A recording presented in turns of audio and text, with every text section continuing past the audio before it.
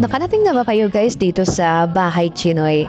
Isa-isang museum sa Intramuros guys. Tara guys, puntahan natin ang Bahay Chinoy pagkat marami ring mga matatagpuan tayo dito na baka yung iba ngayon lang din makikita guys. Very informative din ang Bahay Chinoy guys kasi naging parte rin tayo ng kasaysayan sa kanila guys or tayo at sila pa, sa atin din sa kapanahonan at naging parte sila ng ating kasaysayan. Ika nga, sabi nga ng iba, the oldest Chinatown in the whole world ay itong sa dito sa ating matatagpuan, kaya malaki yung kanilang mga naging contribution sa ating pamayanan.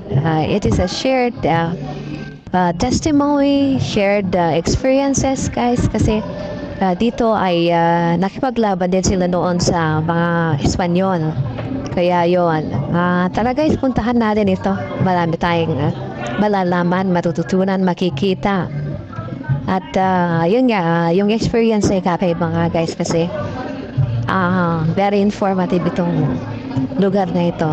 At para ma-appreciate din natin yung mga ginawa ng ating mga kababayan na Chinoy guys. O diba, one way or another, marami rin tayong mga kapamilya din na Chinoys, diba guys?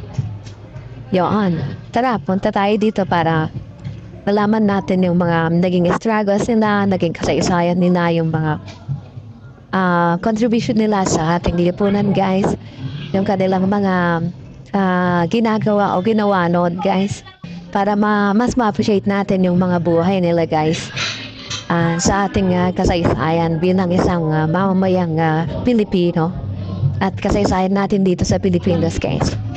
Ang dami pala nilang mga contribution guys at inaamin ko kulang yung mga aking kalaman guys. Pero yun, nakakatuwa guys, marami akong nalaman.